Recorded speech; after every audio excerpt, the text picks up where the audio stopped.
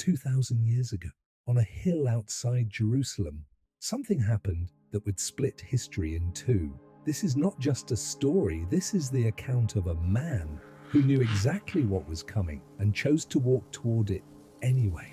The night before his death, Jesus went to a garden called Gethsemane. He asked his disciples to stay awake with him. They fell asleep. He was alone, and being in agony, he prayed more earnestly, and his sweat became like great drops of blood falling down to the ground. He said, "Father, if you are willing, remove this cup from me. Nevertheless, not my will, but yours be done."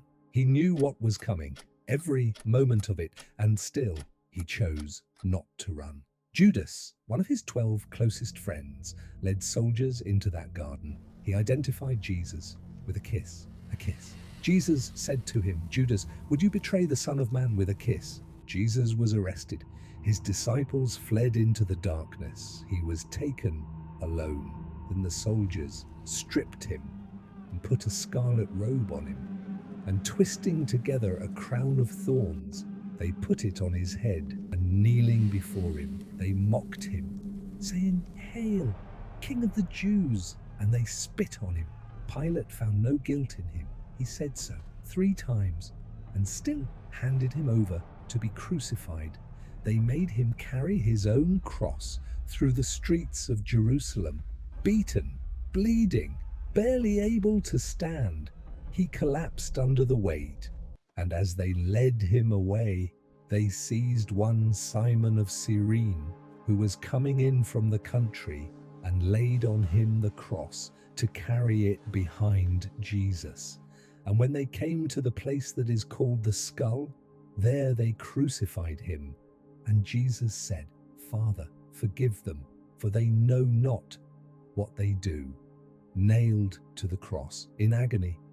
And his first words were not a cry of pain. They were a prayer of forgiveness for the very people killing him.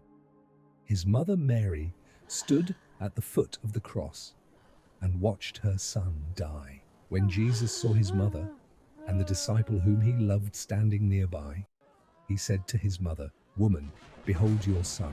Then he said to the disciple, "Behold your mother." Even in his final hours, he was thinking of others. From the 6th hour, there was darkness over all the land until the 9th hour. And about the 9th hour, Jesus cried out with a loud voice, my God, why have you forsaken me?" And Jesus cried out again with a loud voice and yielded up his spirit. And behold, the curtain of the temple was torn in two from top to bottom, and the earth shook, and the rocks were split. When the centurion saw what had taken place, he said, "Truly, this was the Son of God." He did not die because he had to. He died because he chose to. For every person who has ever felt abandoned, guilty, broken, or afraid, this was done for you. This is not the end of the story, but it is the moment everything changed.